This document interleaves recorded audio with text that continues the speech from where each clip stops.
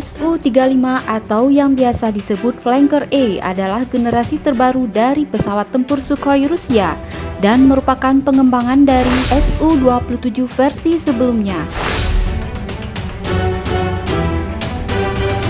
Pesawat tempur super canggih inilah yang membuat banyak produsen pesawat lainnya sakit hati karena Indonesia tetap ngotot untuk mendatangi Su-35 dibandingkan pesawat bikinan mereka. Termasuk diantaranya adalah Lockheed Martin yang juga harus gigit jari karena tawaran menggiurkannya tetap ditolak oleh Indonesia.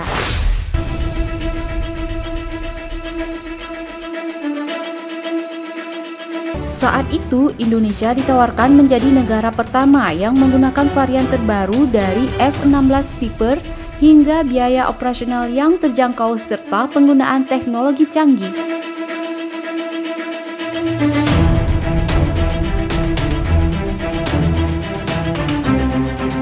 Mari kita lihat apa saja kehebatan Su-35 yang mungkin menjadi alasan mengapa Indonesia seakan jatuh hati pada pesawat tempur ini.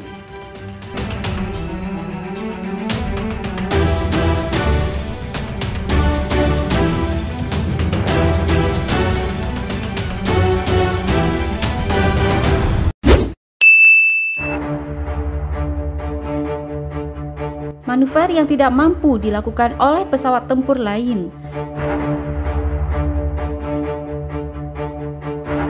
Sama seperti varian Sukhoi yang lain, Su-35 juga mampu melakukan manuver-manuver tempur yang tidak dapat diimbangi oleh pesawat tempur lainnya. Yang paling terkenal adalah manuver Cobra, di mana Su-35 dapat menanjak secara tegak lurus atau vertikal, berhenti sesaat di udara dan berjungkir balik 140 derajat dengan stabil. Manuver ini sempat dipamerkan pada ajang Max Air Show 2015 lalu. Kemampuan manuver ekstrim Su-37 didapat berkat desain aerodinamika pesawat dan dukungan mesinnya. Kelebihan lain dari Su-37 adalah nozzle, mesin buang atau knalpot pesawat yang memiliki fitur thrust vectoring. Dengan fitur ini, nozzle Su-35 bisa dibelokkan ke dalam 3 sumbu gerakan tanpa harus mengurangi thrust atau daya dorong pesawat.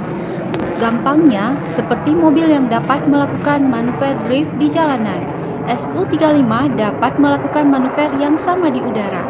Dengan fitur ini pula, Su-35 tidak memerlukan landasan yang panjang untuk dapat mendarat maupun lepas landas.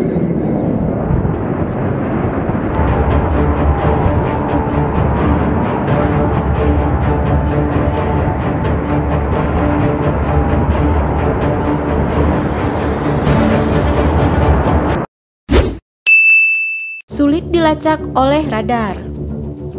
Meskipun tidak mempunyai kemampuan siluman seperti varian F-22 Raptor milik Amerika, Su-35 dilengkapi dengan sistem jamming untuk menurunkan kemampuan deteksi radar milik pesawat musuh, serta radar yang dapat mendeteksi sinyal dari belakang pesawat untuk menembakkan peluru kendali SAR. Su-35 dilengkapi dengan radar Irbis-E PESA yang dapat mendeteksi banyak sasaran baik di darat, laut maupun udara, serta memiliki jangkauan 2 kali lebih jauh dibandingkan radar milik pesawat-pesawat generasi keempat. Dengan kemampuan ini, Su-35 dapat melakukan aksi first look, first shoot, first kill, di mana pilot Su-35 dapat lebih dulu mengintercept atau menjatuhkan pesawat lawan sebelum mereka melihat kedatangan Su-35.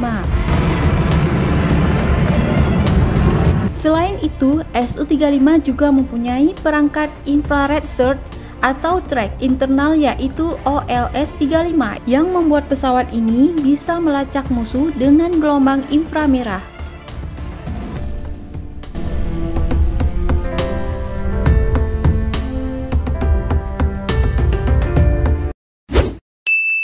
Mempunyai kemampuan multi-role.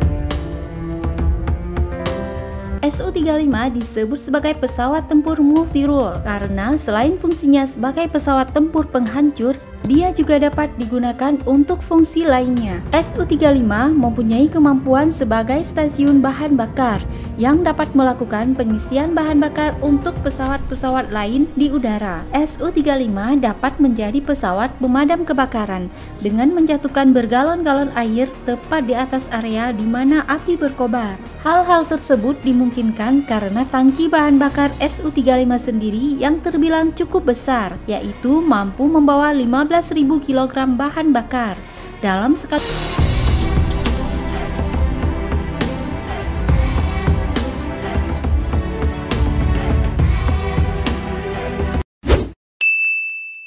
Mampu membawa senjata lebih banyak. Dengan kemampuan angkutnya yang tinggi yaitu mencapai maksimal 30 ton, Su-35 dapat membawa senjata yang lebih banyak dibandingkan pesawat lainnya. Su-35 mempunyai 12 hardpoint yang dapat digunakan untuk mengangkut berbagai macam misil, roket maupun bom, mulai dari misil udara ke udara R-27, misil jarak menengah R-77 dan R-73, misil udara ke darat KH-27, KH-31P, dan KH-58 USI. Pesawat Su-35 juga dapat dipersenjatai dengan bom pintar seperti 500 KR hingga KAP 1500 LG. Untuk masalah roket, mulai dari yang berukuran 80 mm, 266 mm, dan 420 mm, semuanya dapat ditenteng oleh Su-35.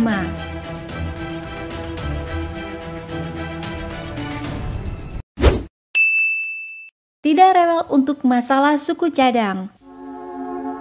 Ini mungkin alasan paling utama mengapa Indonesia memilih Su-35 ketimbang pesawat lain, utamanya pesawat dari Amerika, karena merupakan pengembangan dari Su-27 sebelumnya. Maka suku cadang dari Su-27 dapat digunakan ke Su-35 dan sebaliknya. Hal ini jauh lebih praktis ketimbang membeli suku cadang yang berbeda untuk masing-masing pesawat. Sebelumnya, Indonesia telah memiliki skuadron Su-27 dan Su-30. Bukan hanya dari suku cadang, dari segi persenjataan, Su-35 dapat menenteng persenjataan yang sama milik Su-27. Indonesia pun berencana melakukan beli putus dengan pihak Rusia. Dalam kata lain, Rusia tidak akan ambil pusing nantinya bagaimana Indonesia akan menggunakan jet-jet tempurnya. Hal ini tentunya menghilangkan keresahan akan adanya embargo militer seperti yang dilakukan Amerika pada Indonesia pada tahun 1999 dulu.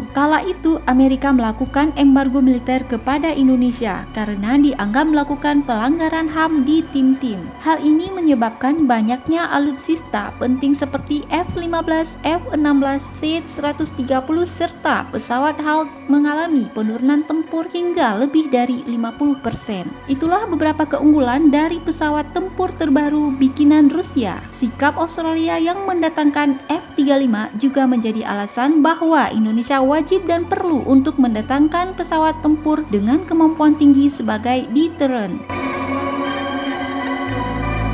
Masalah pembelian Su-35 akan dibahas dan kemungkinan direalisasikan pada akhir bulan November ini.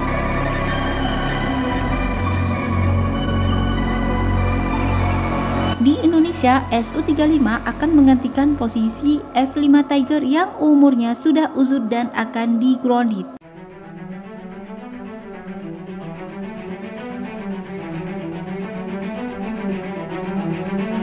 Terima kasih sudah menonton channel ini. Jangan lupa subscribe, like, komen, dan share ke media sosial. Terima kasih.